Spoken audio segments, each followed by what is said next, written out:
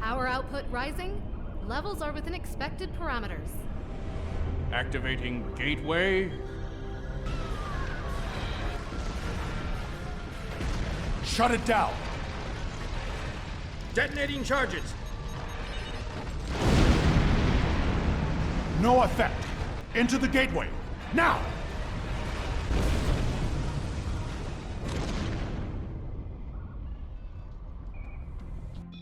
I knew that gateway would be trouble.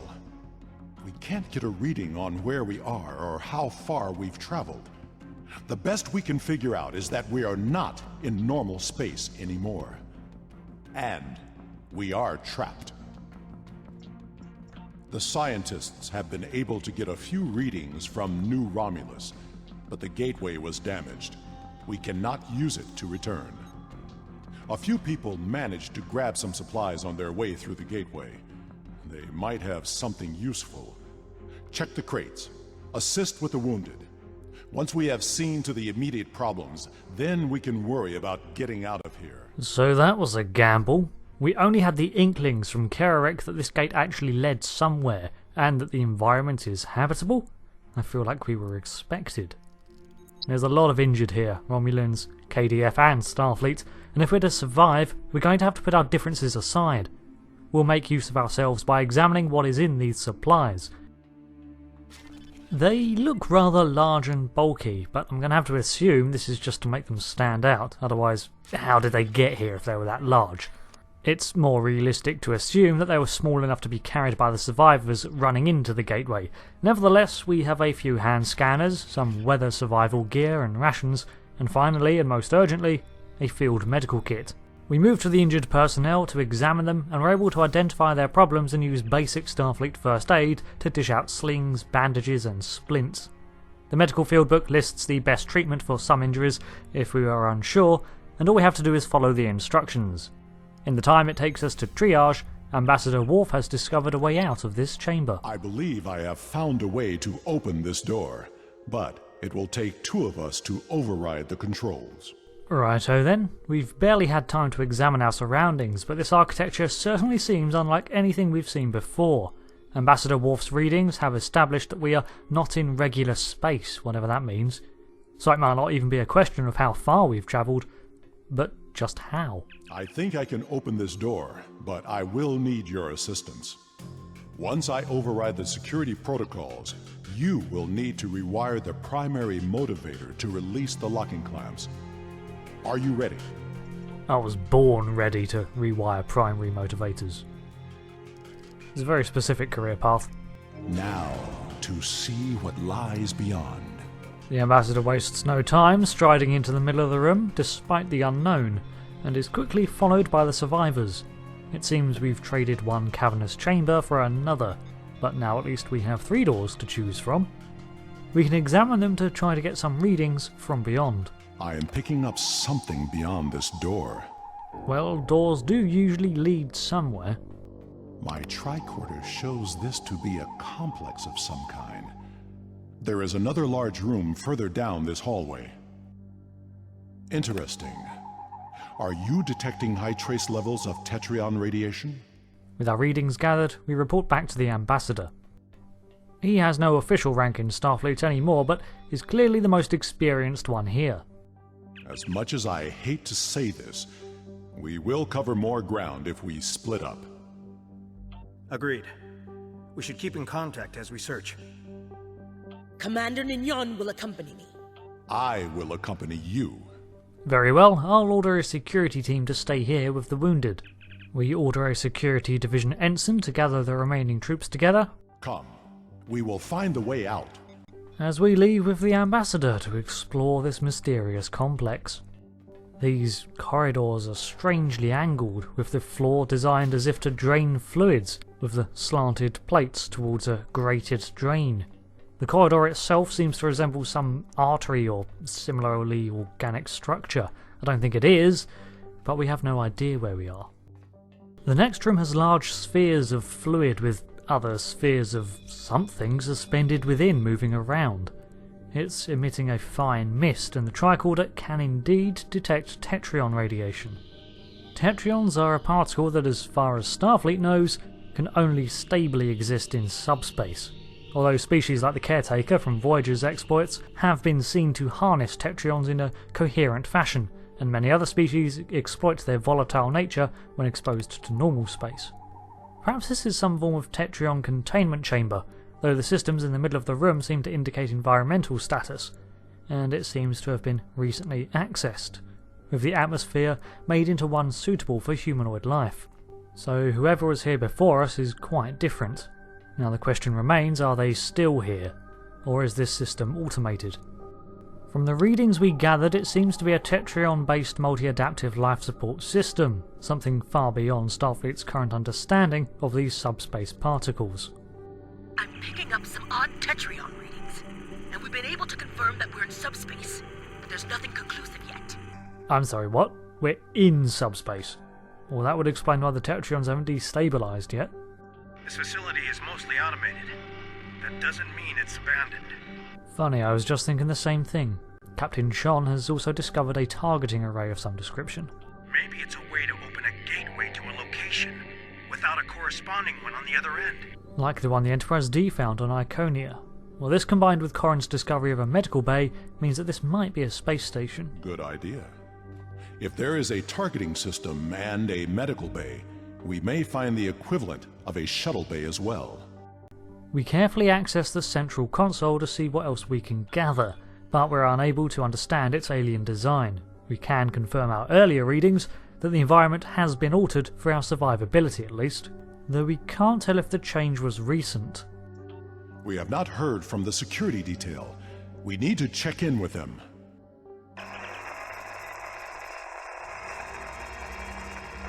Are you sure something here is not blocking our communicators?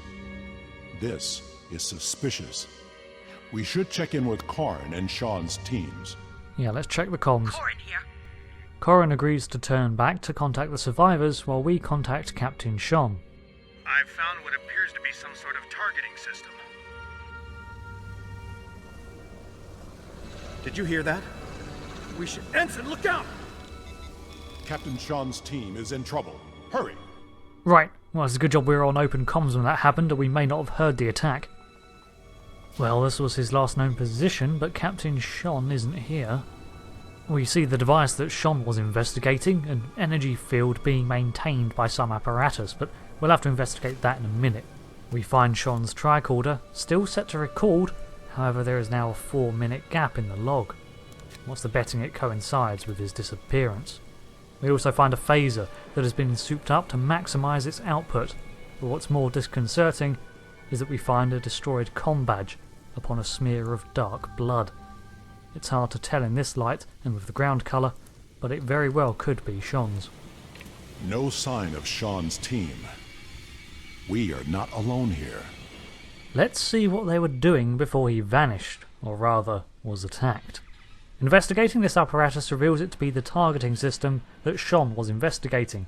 However, as before, we are unfamiliar with the technology and unable to glean more than its function. This does not bode well. We should rendezvous with Koren and the others. Stepping into the adjacent corridor, we follow its long turn until we encounter our first signs of native activity. The Ambassador wordlessly opens fire on the strange drone, and it falls to the floor in pieces. We arrive at the chamber from where we originally split up, only to find it empty. Captain Koren had been on her way back here to check on the team, so where is she? Gone. They would not have left without their supplies or weapons. Can you hail them? Only static answers our hails. It seems that we are alone.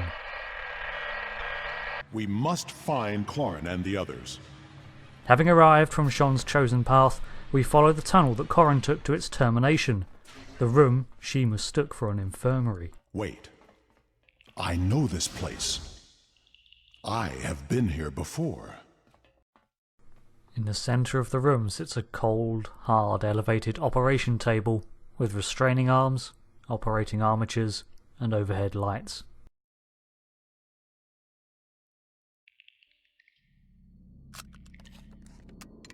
This table.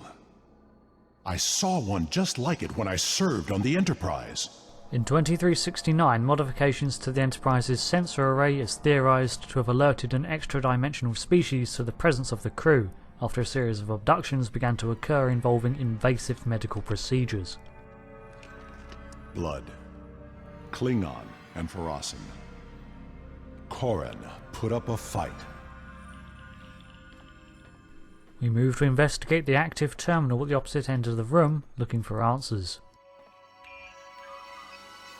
There are data entries here that correspond to our missing people.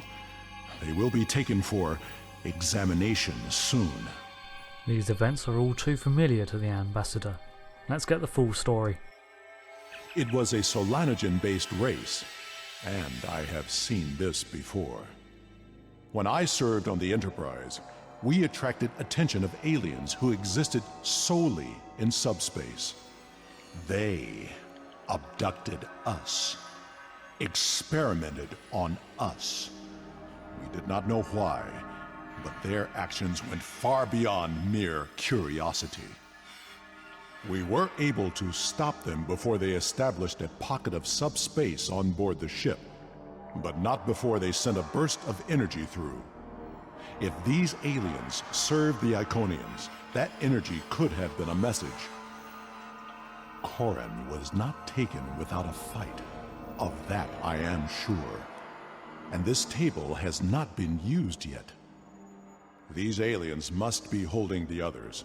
It is only a matter of time before they will be examined as well, and the experiments can be deadly. Everyone here is in danger. We must find and free them.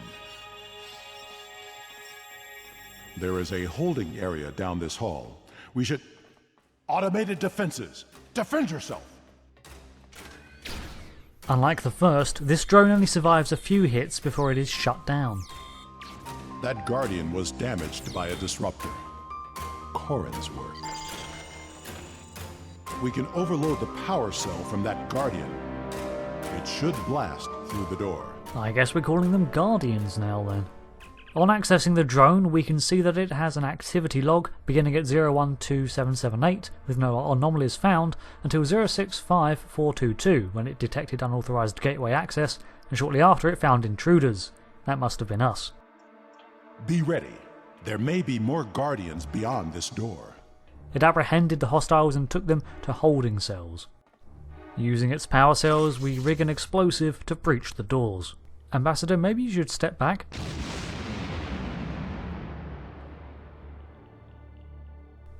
Or not, I guess you know best. Once inside, we see several more disabled drones. Maybe the door flying off its hinges damaged them, or maybe they were subdued by our comrades. Speaking of, we find the Klingon team isolated in one pen and are able to open it from the outside easily enough. Quickly we set about opening the rest of the cells, but discover we are being observed by another drone. This one does not attack until we attempt to open a cell within its line of sight.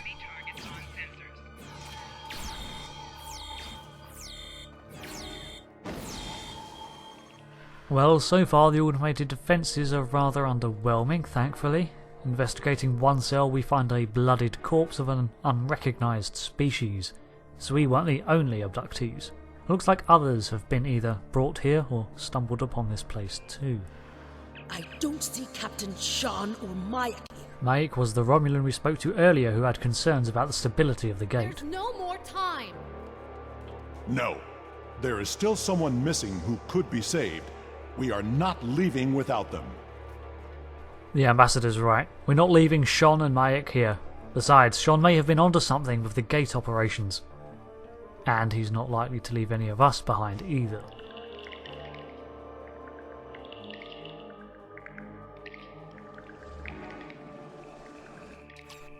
What were those? Were those our captors?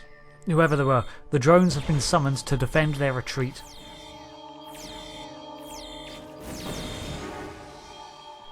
The Ambassador and us take them down before approaching the two operating tables. Each one hosts one of our missing team. Shon is in a bad way. He's pale and his breathing is dropping. We run a scan and find that his antennae have been severed and reattached, along with his left arm. There is a foreign substance in his lymph nodes, and one of his vena cava has collapsed putting his heart in danger. Using the operating table, which seems thankfully automated, we are able to interface and run medical procedures to undo the damage. What happened? How... Can you help Maiek? We rush over to the Romulan table, but find that his blood has been entirely replaced with a polymer. There's nothing to do here, he's already dead. We take his Republic ID and communicator to return to New Romulus. There's nothing more we can do here. Agreed. The best way to honor Maiek's memory is to save his new home. We gather everyone alive and move on, the only direction left to us. These strange experiments seems to be anatomical studies, and as for the polymer replacement, I can only speculate that it was some form of preservative?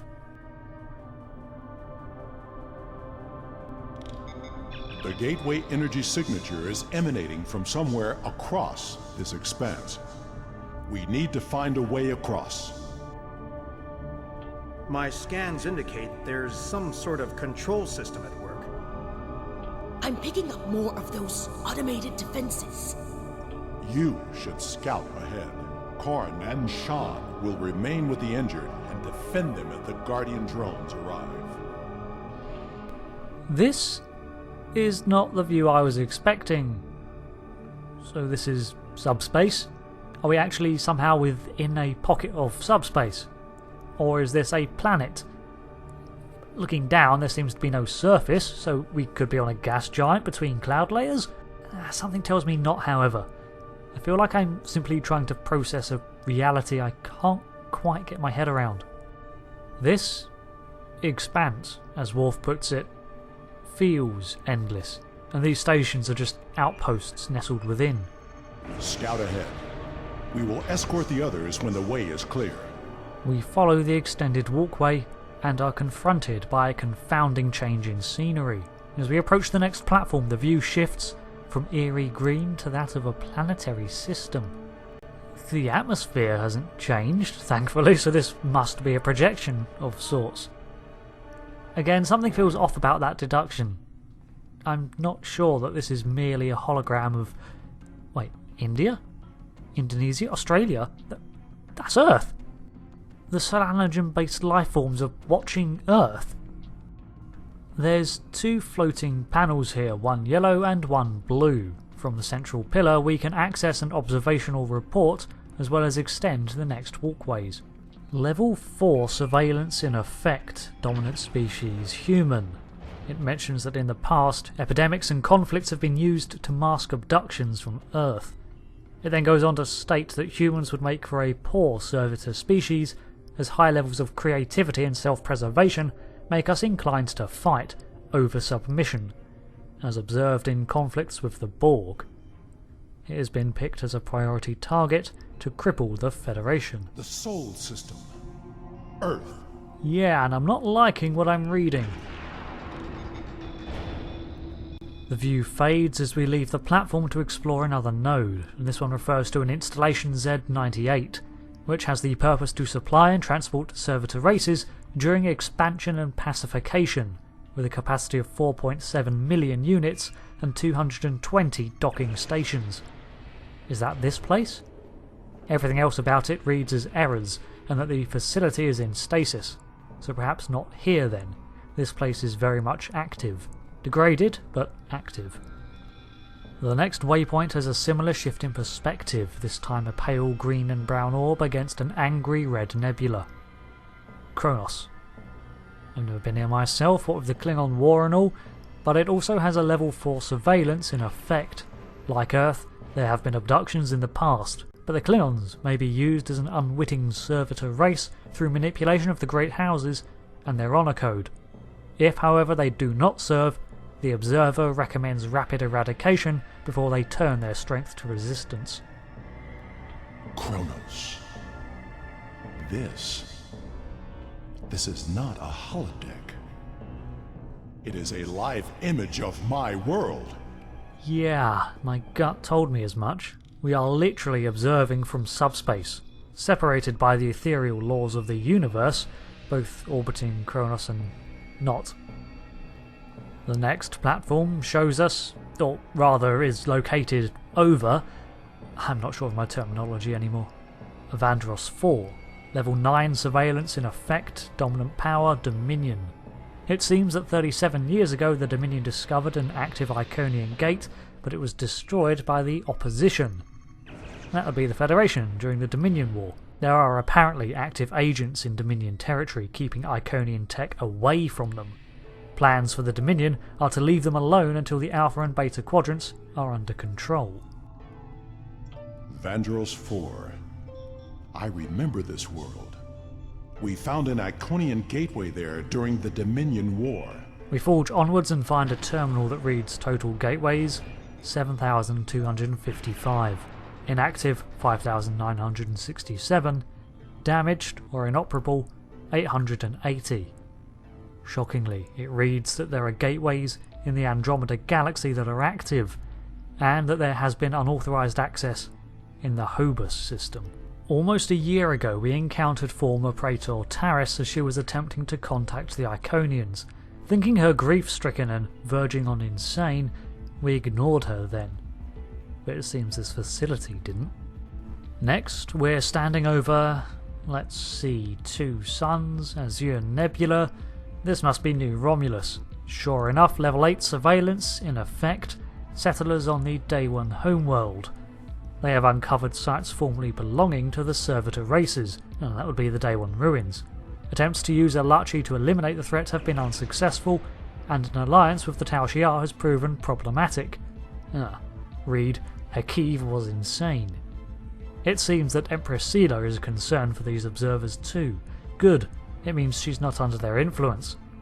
And it seems that the Gateway research team has been constantly observed since their uncovering of the gate.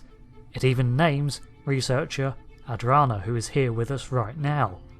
And it mentions that agents have sabotaged the gateway so that any activation will cause seismic events that will cripple the planet's population. New Romulus.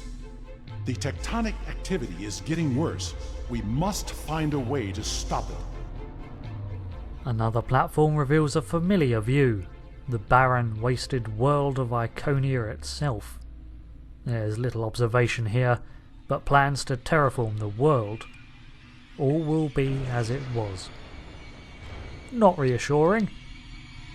I know this planet. We find another entry that says that all gateways for ship movement have been withdrawn to subspace until proper activation codes are transmitted. So there's a network of gates in space out there, like a transwarp hub, but even faster, hidden from our realm. I don't recognise the next planet. It's amazing how quickly the unusual becomes tame with repetition. I'm not as awed by these views, or whatever this is, as I was initially. The world is listed as Quara, the Delta Quadrant homeworld of the Quarren, level 6 surveillance in effect. This is the planet encountered in Voyager's Workforce episodes, and it's an industrial planet that always required extra workers. They seem to be selected as prime servitor material. A trade could be established by alleviating their problems. The Delta Quadrant? Does the Iconian influence reach so far? Dude, I saw a terminal mentioning Andromeda over there.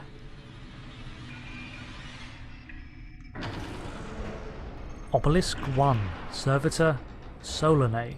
Status ready to deploy, activation authorized, waiting for navigational input. Navigational input. Sounds like a ship. And the Solanae, huh?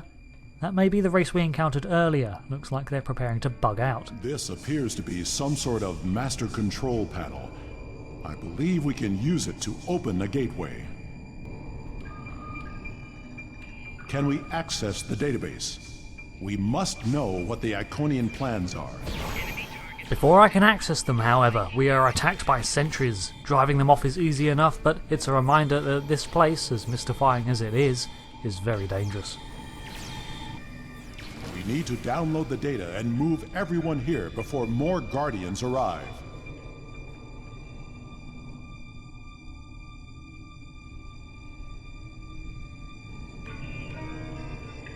I will remodulate the power system while you reroute the flow. That's a star chart. Are all those markers Iconian gateways?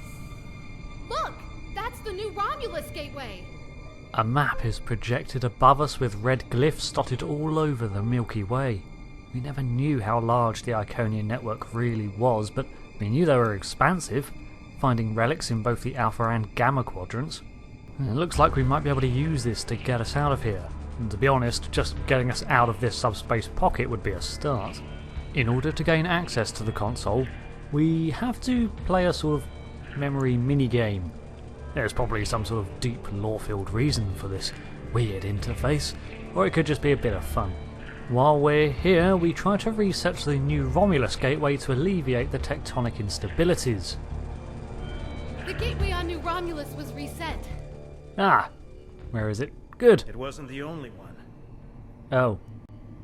Oh. Ambassador, we'll cover you as you download the data. Oh, I think I pushed the wrong button. The paths are retracting. Guys, I think I just activated all the gateways. They know we're here, and I don't think they're happy. Hang on, I can fix this. You hear that? That doesn't sound good. Security reinforcements are inbound. We should use this gateway. Worf! We're out of time!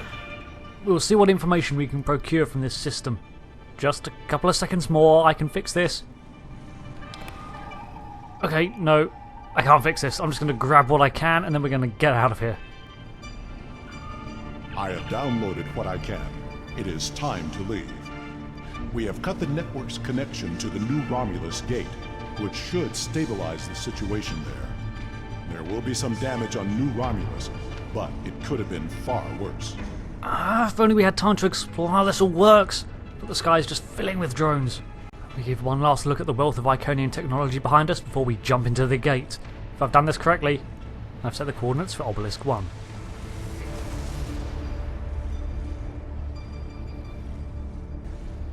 This is a bridge. We have walking wounded, but some of us can still serve. Where do you want us? Oh good, I did something right. We can investigate the consoles and find that this one bears systems readings of tactical and shields. Well, Captain Shon began his Starfleet career as a tactical officer, so that seems to be a good fit. And this next bears telemetry, so this must be sensors. Adrana would be used to handling data, so perhaps she could work this. Maths is a universal language, right? Primary weapons control. If only we had a veteran Starfleet weapons officer. Ambassador Worf, take your station. The last is damage control, where we can assign Captain Koren. We have saved the Romulans' home world, but the gateways are open now. All of them. We do not know who will use them. It may be the Elachi, or it may be something far worse. We must warn everyone of what is coming. Alright, find the nearest gateway and get us out of here. Receiving tactical telemetry. I'm detecting another gateway in the Durette system. It's big. Ship-sized. The gateway is transmitting a high-band subspace signal. Sensors are picking up Elachi ships on an intercept course. I suggest we go there and contact New Romulus for reinforcements. Agreed. If it's a gate big enough to fit this ship through, we can use it. Not from here. I can make a gateway for us and set a destination close by, though. This ship can make gates? Do it. Taking us out.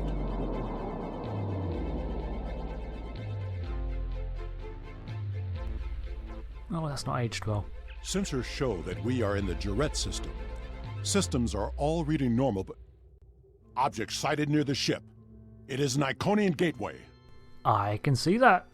Hail the Republic. I'm very glad to see you all safely returned. So, When the quakes began, we lost all communications with the gateway chamber and feared the worst.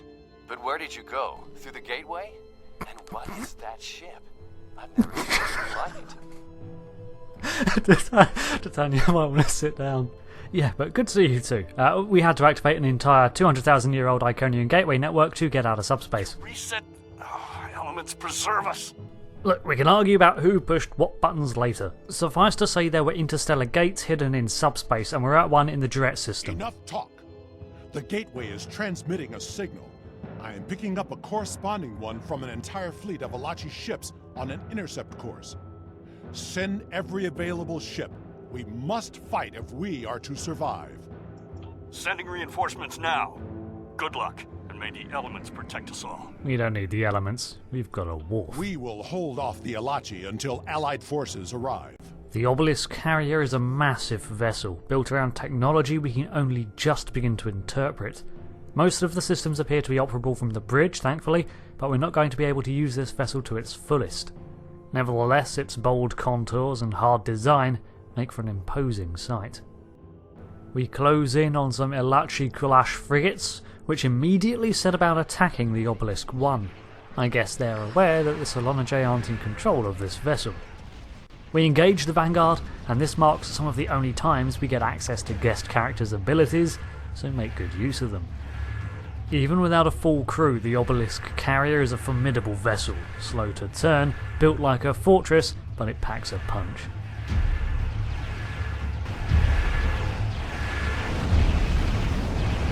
Coming through, get out of the way. Or not, this ship don't care.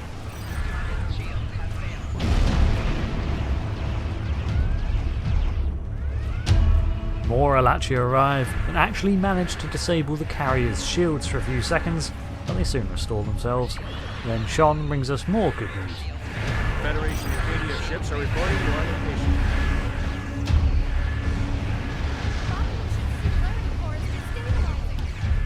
Klingon Defense Force and Starfleet have arrived and are both more concerned with the Elachi than with each other. The Elachi vessels are being overwhelmed, but they have more forces on the way. And again, so do we. I think this fight is going to escalate somewhat.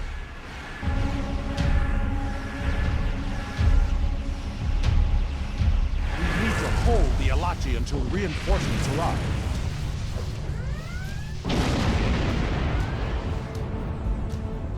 Understood. More Elachi inbound. Hold them off. The fungal-like species arrives and we target the Entangler frigate.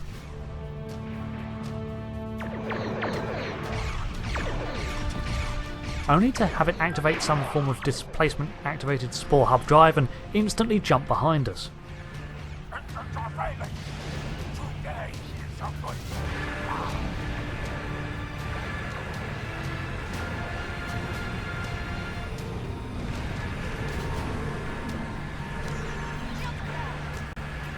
We'll lend the carrier's firepower to target the bigger Elachi vessels as reinforcements pour in from both sides.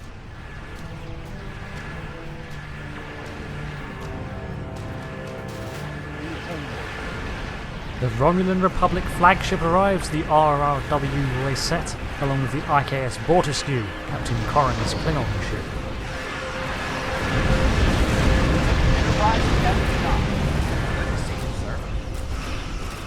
And then Starfleet's Enterprise F pulls into the fray. Glad you can make it, Enterprise. The Elachi can send their entire fleet. We will not fall. This marks the only mission in the game where 3 flagships of the most prominent Alpha Quadrant powers are present alongside the player captain.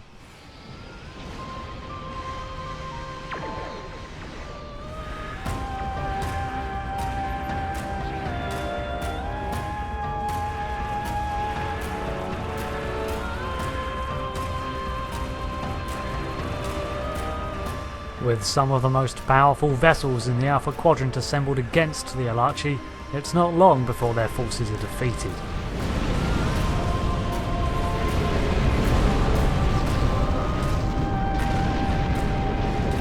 There is still the matter of what to do about the gateway. That discussion cannot be delayed. Can it be delayed long enough for me to have a shower? No? Fine. The Elachi forces have been destroyed. No further hostiles inbound. Captain Shon, the Enterprise should scan the gateway. We need to know more. Agreed. But we should destroy that gateway now, while we still have the chance. No! That gateway is in Romulan space. It belongs to the people of the Romulan Republic. Another invading force could arrive at any moment. Afraid of a fight, Captain? Koren, prudence is not cowardice. The gateways are powerful, They may be too much for any of us to control. We should disable it before it becomes another threat to the Romulans, and to us all. How is this different from the wormhole near Bajor? This is a strategic and scientific asset, and it belongs to my people. Captain Shon, if you destroy the gateway, I can assure you that Titan will reconsider our friendly relations with the Federation. The Klingon Empire will fully support our Romulan allies in this matter. Enterprise to Captain Shon. Sir, we've been scanning the gateway. What did you find? The terminus is at a fixed point now. We can determine that. But then, I don't know what we picked up, but the monitors on the bridge are all showing an Omega. We're locked out of the computer, and engines are offline. We need you back on the Enterprise, sir. I see. That changes things significantly. Indeed it does. I shall return to the Borderskew. Worf will be waiting for you. Koren to the Borderskew. One to transport. I should return to New Romulus immediately. Ambassador, it was a pleasure to work with you. I wish we could have had that talk. Agreed. Another time. Send my regards to your chief engineer, Captain. I'll let Chief O'Brien know. Shon to Enterprise. Transport me directly to my ready room. Today was a glorious battle. You have won much honor for yourself and your allies. It seems there are larger conflicts that all of our people will need to face. If we are to survive, we may need to face them together. It was an honor to fight beside you. So finally, after almost a year of build-up, the true threat rears its head. Our scrambling with Iconian technology on New Romulus may have been foolish and fraught with curiosity, but it uncovered a greater threat to the Alpha Quadrant, perhaps the entire galaxy, than our own squabbles. We've been hearing whispers of the demons of air and darkness from Hakiv, Taris, and forces like the Elachi have been rising in aggression, and now we finally get confirmation. The Iconian threat is most definitely real, and it has returned. A long-thought-dead power, risen from the grave of history to return an unfamiliar universe to its control. An unrivaled empire in its day with hundreds of servitor races, it seems to be seeking to do so once again. The activation of the dormant Iconian network has revealed the presence of gateways across the entire galaxy big enough to manage fleet movements. They've just been hidden in subspace, like rocks just below the surface of a pond, and now with the water receded, we see them. Maybe this is a good thing, to see the undeniable, the tangible. Or maybe I'm just trying to make myself feel better for fumbling with controls I barely understood and forcing the Iconian hand. We still need to decide what to do with the captured Obelisk 1, the Iconian gateway, and the data we've compiled within the subspace rift, but the activation of the Omega Directive supersedes everything. Although a Starfleet protocol, I feel that we may be able to persuade our allies and even the Klingons of the importance of the next actions we're about to undertake. And I hope you'll be there for the next part of this continuing narrative of Star Trek Online, as we follow the crew of the USS Armiger into war. A war 200,000 years in the making. And until then, thanks for watching, and I'll see you next part. Goodbye.